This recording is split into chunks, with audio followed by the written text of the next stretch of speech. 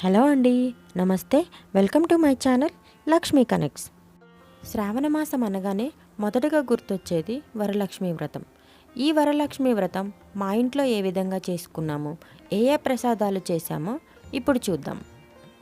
మేము పులిహోర, దద్దోజనము, భక్షాలు, వడలు, చక్కెర పొంగలి, శనగలు ప్రసాదంగా పెట్టాము. దాంతోపాటు 3 రకాల ఫ్రూట్స్ను కూడా పెట్టాము. చక్కెర పొంగలి ఎలా చేసుకున్నానో ఇప్పుడు చూపిస్తాను. ఒక బౌల్లో 1 గ్లాస్ ఆఫ్ పెసరపప్పు, బియ్యం, 2 టేబుల్ స్పూన్ నెయ్యి వేసుకొని స్టవ్ ఆన్ చేసుకొని నెయ్యి బాగా కరిగేంత వరకు లో ఫ్లేమ్లో కలుపుతూ మంచి అరోమా వచ్చేంత వరకు కలుపుతూ ఉండాలి. మంటని లో ఫ్లేమ్లో పెట్టుకొని ఇలా కలుపుతూ పెసరపప్పులో ఉండే పచ్చివాసన పోయేంత వరకు 10 మినిట్స్ పాటు కలుపుతూ ఉండాలి.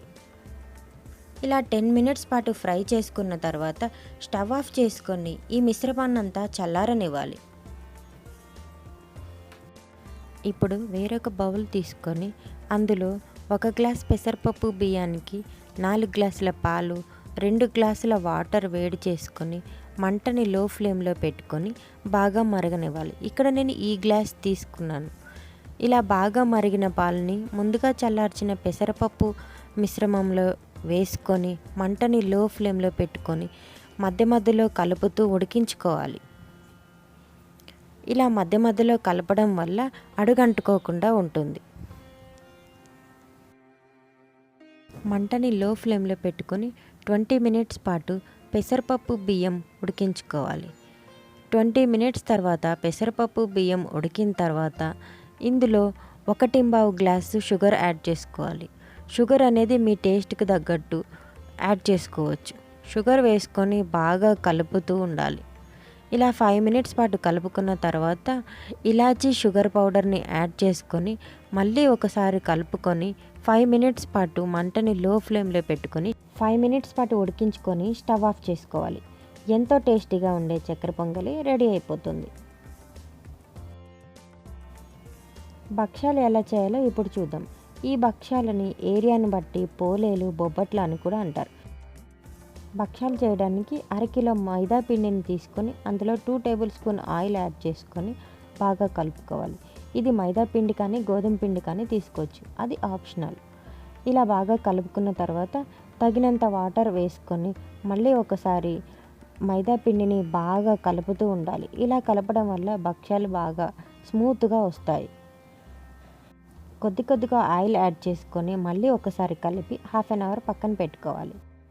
పూర్ణం రెడీ చేసుకోవడానికి 1/2 కిలో శనగపప్పుని తగినంత వాటర్ వేసుకొని బాగా మెత్తగా ఉడికించుకోవాలి.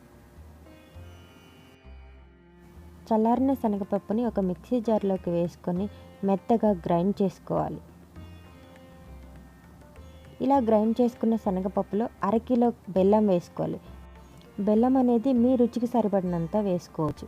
ఇలా వేసుకున్న బెల్లాన్ని బాగా మెత్తటి పేస్ట్ లాగా గ్రైండ్ చేసుకొని పక్కన పెట్టుకోవాలి. ఇప్పుడు మిక్సీ వేసుకున్న శనగపప్పు బెల్లం పేస్ట్లో 2 టేబుల్ స్పూన్ నెయ్యి వేసుకొని బాగా కలుపుకొని వీడియోలో చూపించిన విధంగా రౌండ్గా బాల్స్ లాగా చేసుకొని పక్కన పెట్టుకోవాలి. ముందుగా కలిపి పెట్టుకున్న మైదా పిండిని మళ్ళీ కొద్దిగా ఆయిల్ యాడ్ చేసుకొని బాగా కలుపుకోవాలి. చపాతీ పీట పైన ఒక ప్లాస్టిక్ కవర్ వేసుకొని దానికి కొద్దిగా ఆయిల్ రాసుకోవాలి. ఆయిల్ రాసుకున్న తర్వాత ముందుగా సిద్ధం చేసుకున్న మైదా పిండి ముద్దని కొద్దిగా తీసుకొని చపాతీలాగా రౌండ్గా చేసుకోవాలి. ఇలా చేసుకున్న తర్వాత ముందుగా రెడీ చేసి పెట్టుకున్న పూర్ణం బాల్స్ని చపాతీ పిండిలో కలిపేసి మళ్ళీ ఒకసారి వీడియోలో చూపించిన విధంగా రౌండ్గా సిద్ధం చేసుకోవాలి. ఈ విధంగా రెడీ చేసుకున్న బాల్ని కవర్ పైన పెట్టి చేతికి కొద్దిగా ఆయిల్ రాసుకొని వీడియోలో చూపించిన విధంగా చపాతీలాగా ప్రెస్ చేసుకోవాలి. ఇప్పుడు స్టవ్ మీద ఒక ఐరన్ కడాయి పెట్టుకొని అందులో కొద్దిగా ఆయిల్ కానీ గీ కానీ యాడ్ చేసుకొని ముందుగా రెడీ చేసి పెట్టుకున్న భక్ష్యాన్ని 2 వైపులా కాల్చుకోవాలి. మైదాపిండిలోంచి పూర్ణం విడిపోకుండా 2 వైపులా మెల్లగా తిప్పుకుంటూ కాల్చుకొని పక్కన పెట్టుకోవాలి.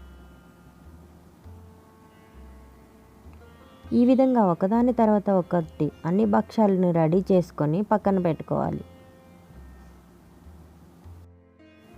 పులిహోర ఎలా చేయాలో ఇప్పుడు చూద్దాం. పులిహోర చేయడానికి గంటపాటు నానబెట్టుకున్న చింతపండుని వాటర్ యాడ్ చేసుకొని స్క్వీజ్ చేసుకుంటూ కొద్దిగా రసాన్ని ఒక బౌల్లోకి యాడ్ చేసుకోవాలి. ఇలా యాడ్ చేసుకున్న చింతపండు రసంలో 2 table spoon oil, 1 table spoon పసుపు, కొద్దిగా సాల్ట్ వేసుకొని పసుపు, ఆయిల్, సాల్ట్ బాగా కలిసేంత వరకు కలుపుకోవాలి.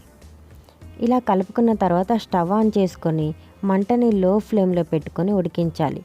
చింతపండు రసాన్ని మధ్య మధ్యలో కదిలిస్తే బాగా చిట్లిపోతుంది. కాబట్టి కదిలించకుండా మంటని లో ఫ్లేమ్లో పెట్టుకొని 20 మినిట్స్ పాటు ఉడికించాలి.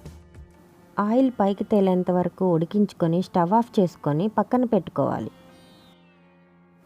తాలింపు చేసుకోవడానికి అడుగు మందంగా ఉన్న ఒక కడాయిలో 5 టేబుల్ స్పూన్ ఆయిల్ యాడ్ చేసుకోవాలి.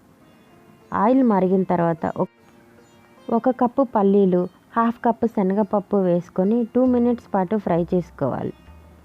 2 మినిట్స్ తర్వాత 8 ఎండుమిర్చి వేసుకొని మంటని లో ఫ్లేమ్లో పెట్టుకొని ఫ్రై చేసుకోవాలి.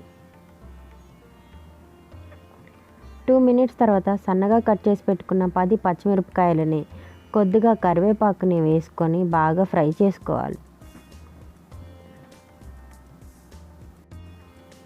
1 టేబుల్ స్పూన్ జీలకర్ర, ఆవాలు, 1/2 టేబుల్ స్పూన్ ఇంగువ వేసుకొని బాగా కలుపుకొని స్టవ్ ఆఫ్ చేసుకొని చల్లారనివ్వాలి.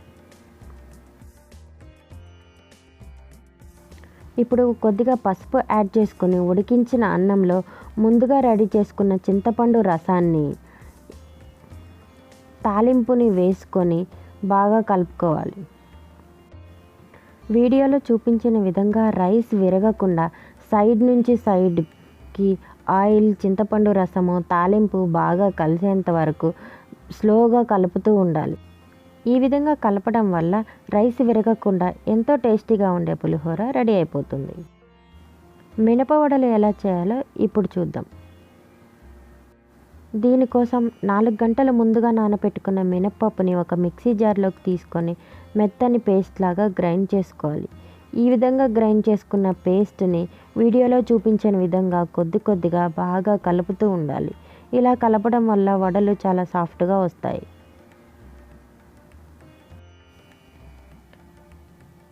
వడలు వేసుకోవడానికి అరచేతిని వాటర్తో తడుపుకొని వీడియోలో చూపించిన విధంగా మినప్పప్పు ముద్దని అరచేతిలో రౌండ్గా చేసుకొని బాగా మరుగుతున్న ఆయిల్లో ఒకదాని తర్వాత ఒకటి యాడ్ చేసుకోవాలి.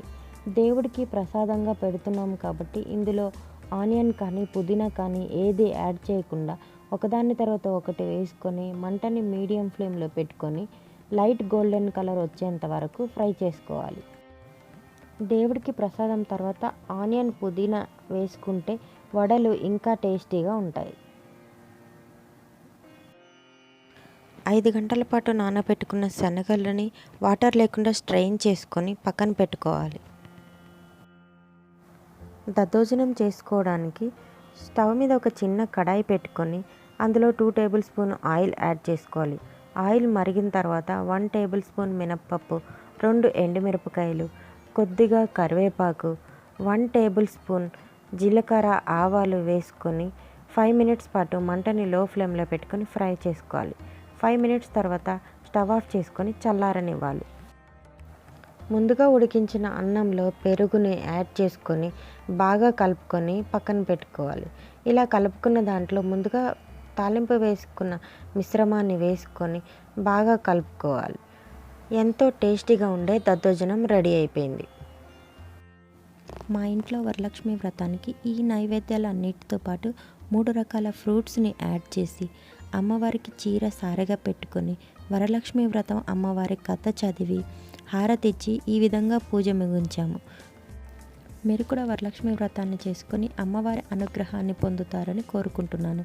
ఈ వీడియో కనుక మీకు నచ్చినట్లయితే లైక్ చేయండి, షేర్ చేయండి, అలాగే సబ్స్క్రైబ్ చేసుకోండి. Thank you.